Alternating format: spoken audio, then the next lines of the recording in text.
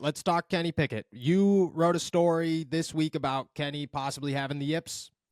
Some concerns there. Obviously, people are, and I'm one of them, skeptical about where Kenny Pickett sits and the future of Kenny Pickett and whether or not he's going to be a franchise quarterback of the Pittsburgh Steelers. Before I ask you whether or not he could be fixed, I want to know what about his film did you watch and say, "Oh yeah, no, this guy's losing his juice right now." So, we've seen kickers have the yips before, and then they kind of just Yes. forget how to kick. What I'm noticing with Kenny Pickett is he is missing some. It's not just like throws, it's also his eyes. He's being very deliberate with his eyes. There was an instance when they were running double inside posts, which would have been a good quarters beater, and they had like an outside breaking route from Pickens on the backside. So Yes, I know the Pick, exact play actually.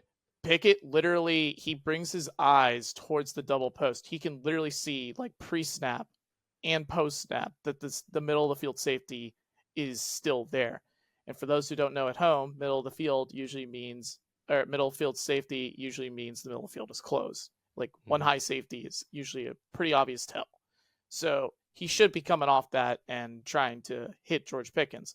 Instead, what happens is pressure comes, and then this is where Kenny's bad habits from college come from, where he tries to fight or flight, and he tends to choose the flight mode. So he tries to go outside the pocket, and then he invites more pressure and ends up sacking himself, as opposed to climbing, where he had a clear lane up the A gap.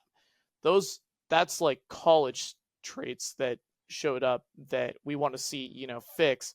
But the stuff with his eyes, not being able to read a very simple, like the thing about the Browns is they were not disguising anything aside from like some of their blitzes. And most of the time the Steelers had answers for those. It's when they were just running single high man coverage, and then Kenny was just not understanding or reading the coverage. He was just being very deliberate. And Matt Canada said that Kenny can audible out of plays, but I'm personally concerned how he didn't see that look and not be able to audible out. Not just that, like he's something that I noticed in the offseason was he got bigger, and he's worked with his quarterback coach for quite a while.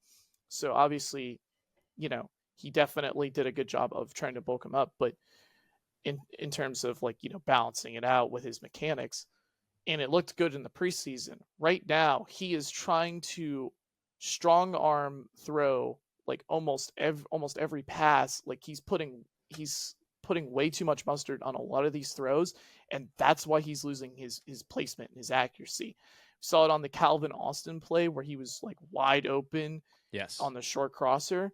He threw it behind him. That ball was coming in with like way more velocity than it should have. He has an easy ball, and it might not have mattered what the placement was. Just allowing your guys to be able to catch the ball and run. You have to be able to balance both touch and that ability to put velocity on the ball. And Kenny is right now, because the game is so fast, and because we're not in preseason anymore, he's overthinking it a lot right now, and it's carrying over with his mechanics, and then his habits are coming in as well. It's just stuff that is compounding more and more, and then you get into the issues with Canada's play calling and where his eyes could be, but you look at the concept on the other side and it's like, okay, there's not really anywhere his eyes can take this guy out of the play, and you just kind of just throw up your hands in the air, and you just don't know what to think. Like it's frustrating. I agree. Nick or Steven, thoughts? Kenny's yips? Yeah, I mean, I think the yips it's a convenient, but also I think a pretty accurate way to describe this, because there are throws he's made, there are decisions that he's made during the preseason that led to a more efficient offense, that allowed them to march down the field, that made you think, oh, Kenny looks real sharp. Kenny has this offense kind of under his command, and he can read it really well. That has not been the case this year, and it's somewhat inexplicable. Like, it's just I don't know. I'm kind of the belief that someone doesn't just become super inaccurate kind of out of nowhere. Mhm. And that kind of seems to be the case with Kenny. So the yips is not super helpful when you're trying to diagnose, okay, how does he get better? But I think it's a pretty good way to describe how he's gotten worse. Like it's throws that we've seen him make, like this. Yeah. I feel like this isn't anything that he hasn't been able to do during his, it's a short career, but a lot of these concepts and these decisions have been things that I thought Kenny has done well in his career before. So it's just when you get to this year and he can't, you're scratching your head like how did we get from, for all of Kenny's inconsistencies, like I thought he was at the very least pretty accurate like for Yeah. most of last year, especially in the second half. So just getting to this point where he can't even make kind of the simplest of throws is a little concerning. Like I think about that 49ers game, the throwing that ball behind Deontay when that was a walk-in touchdown. That Oh was yeah. that was the one where I was like, oh man, like something's off with this guy. Yeah, there was one to George in this game too. I know we brought up the Calvin one, which was bad, the Deontay one. There was one to George too, was after the touchdown. It looked like the same, a much shorter slant, but it was a Yeah. slant again. Threw it at his feet. Oh, well, that was as bad as it gets. That's a good point though, and I want to toss this up to both of you guys.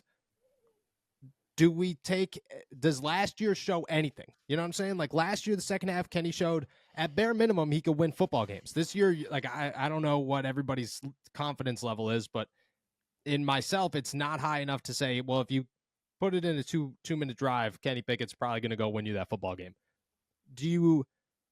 Can you use last year as an indication to say there everything it will be okay once the mental side of it's there, or do you have to toss last year out and say maybe it was a bit of a fluke? And I know we've used that term way too many times in the last 2 weeks, but is that, was it just like, well, it was a good run, it doesn't last forever? I'll go first. I definitely don't think last year was a fluke with what he was doing in the second half of the season. Like I said, we have to remember he added a lot more, he had a lot more velocity to his game, and that's an aspect he is definitely trying to balance out. And when quarterbacks have these moments, the biggest thing you have to know is that they have a short memory to be able to bounce back from these things. And Mm-hmm. as much as I'm concerned about the yips that he has, I'm still seeing a guy who wants to learn from his mistakes. And, there was a moment in the game, it was early in the game, he had a sail route open to George Pickens on the left side of the field. He Mm-hmm. comes off of it. He ends up throwing to Gunnar Olszewski. We know what happens. Gunnar ends up fumbling. The And wildest two plays in football history. That's what yeah, happened. that was a very wild play. And then he has that concept a little later in the game, and he comes back. He drills it perfectly into George Pickens, throws it inside, away from the underneath leverage, and it's just right on him. That is exactly what you want to see for a quarterback who's learning. And even on the slant miss to George Pickens, there was a moment earlier in the game where he came off the slant and he didn't throw it. That time he came back, he threw it. He threw it out in front of him. Maybe he expected Pickens to keep running forward. That I'm not too privy to, but we look at some of the signs, and I like to see a guy who has a short memory. So when you're still able to learn from your mistakes in that situation, I still have some confidence that you can rediscover what made you work in the first place. Yeah, I'm kind of in the same boat. I think this year has been sort of a second welcome to the NFL moment for Kenny. Like Mm-hmm. teams have film on him, they like know him, they know his tendencies, and he's got to adjust around that. Now, I think walking into last year, he was a little bit of an unknown. Teams weren't really preparing for him. Even later in the season, I think adjusting or learning about a guy in the middle of a season, especially when, quite honestly, so little was put on his plate last year, is different from this year, where they are certainly putting more on his plate. Like they are expecting him to do more for this offense. So I think he kind of has to he's still in the process of learning how to manage this offense and manage expectations and be the guy, like make a lot of important decisions and things like that. So I think this is kind of a second welcome to the NFL moment. Like I said, like he has to adjust to adjustments. He has to adjust when people know what's coming. And I don't think last year a ton of people knew what was coming. I think adjusting during the season or learning about a guy during the season in the middle of a full NFL schedule is different from getting an off season to prepare for a guy and getting to learn him a little bit more in that way.